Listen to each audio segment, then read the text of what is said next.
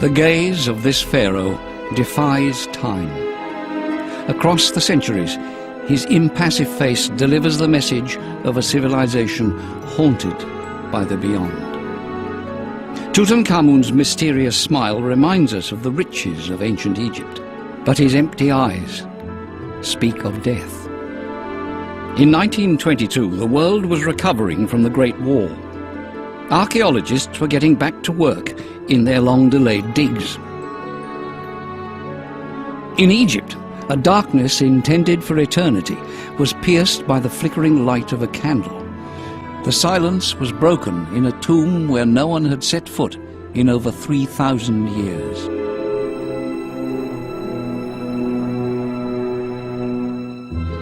Howard Carter astonished the world. After years of searching without success, he had uncovered, in the heart of the Valley of the Kings, the fabulous tomb of Tutankhamun. Overnight, the treasures in the young pharaoh's tomb cast their spell on the Western world. In the public mind, Egypt became the country of mysteries, the land where humanity must seek out the keys to its past.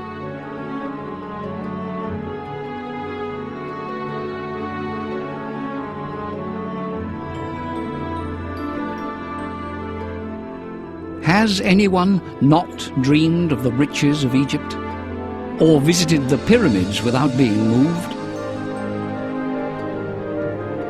Today it seems everything has been discovered. Hordes of tourists hurry past, taking pictures of everything they can't commit to memory. But modern Egypt offers a vision of a land suspended between past and present, a land where many mysteries remain intact. The history of civilization in this part of the world is above all the history of a giant river, the Nile. Its legendary course will guide us on a journey through time.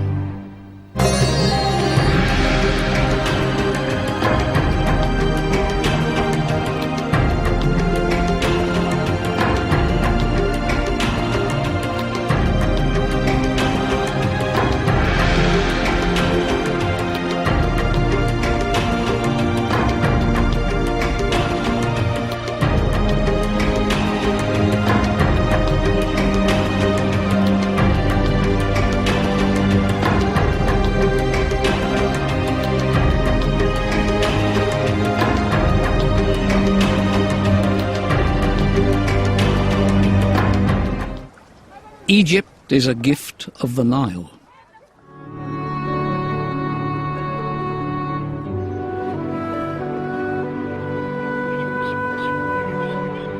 The green ribbon of the Nile Valley has always held a fascination.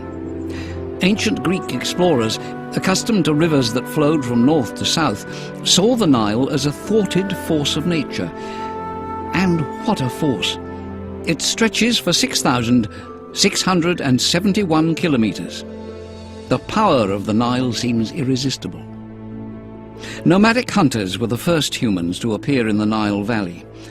4,000 years before Christ, they fled arid lands and built camps of reed huts beside the Nile. There, over the next 2,000 years, an empire grew and prospered.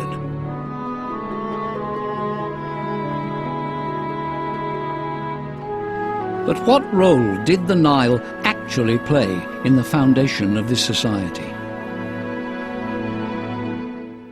Si vous regardez une photo satellite du nord-est de l'Afrique et que vous voyez le million de kilomètres carrés qui correspond à l'Égypte, vous voyez très bien que le ruban vert de la vallée et le delta ne sont là que parce qu'il y a le fleuve le dessine. Et c'est évident que dans ce désert, c'est la partie la plus orientale du Sahara, dans ce désert il n'y aurait rien s'il n'y avait pas l'eau. Donc le Nil est absolument la vie même de l'Égypte, c'est évident. Et les Égyptiens le transcrivait très bien, puisque quand vous avez des scènes de lustration, de purification, où vous voyez, par exemple, le pharaon qui est purifié par deux divinités qui l'encadrent et qui versent une aiguière le flot de l'eau qui tombe en se croisant sur le corps du roi est fait de petits signes de vie qui se succèdent les uns aux autres, qui s'encastrent. L'eau, c'est la vie. The source of that life is in the mountains of Ethiopia, 2,200 kilometers from the delta. The headwaters of the Blue Nile form a vast lake between the mountains, almost an inland sea. Lake Tana, as it is called, covers 3,500 square kilometers.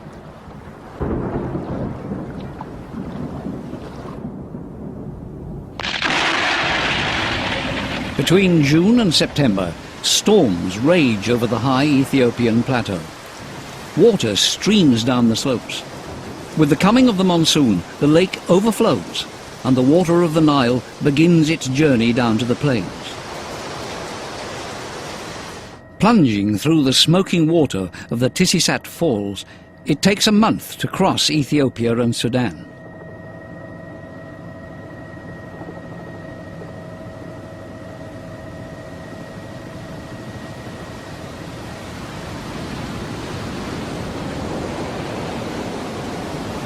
The clear waters of Lake Tana become a mighty rushing torrent. For several kilometers, this raging tide tears whole blocks of sediment out of the mountains. In some years, it carries no less than 50 tons of silt, all the way to the mouth of the river.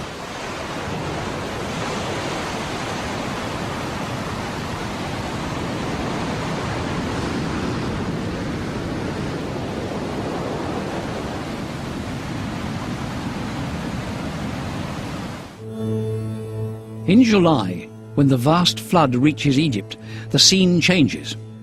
The Nile is now between 8 and 10 meters deep, and it spreads out across several kilometers of the plain.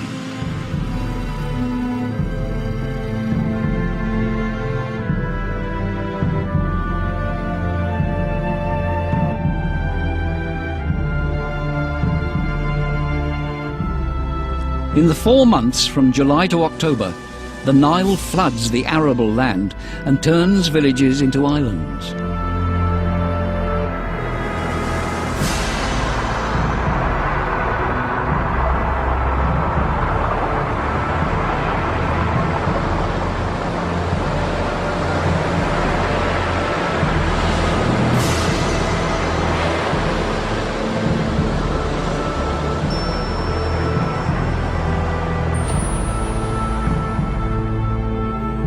Every year, the Nile widens enormously, at the same time depositing layers of silt that push back the desert.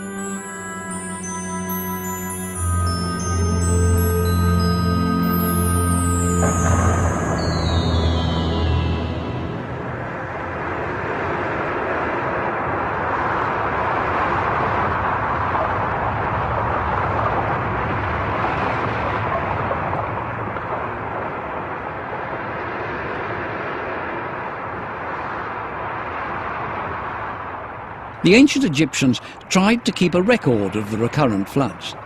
They tried to detect the first signs of the flood by building nilometers to measure increases in the water level. The moods of the Nile were part of daily life. The Egyptians soon realized that the floods could never be controlled. They would have to adapt their sowing and harvesting to the rhythm of the floods.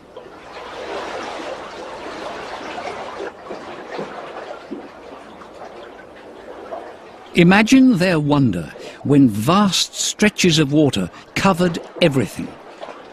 The flood was, of course, an important source of wealth and prosperity, but the Nile also had a magical character. How did the men and women of ancient Egypt see the river? What place did it have in their world? Le Nil lui-même, étant donné qu'il est finalement la voie de communication de l'Égypte, cette présence souveraine de cette masse d'eau qui devenait une véritable mer pendant la crue, fait que l'implication se retrouve un peu partout, et en particulier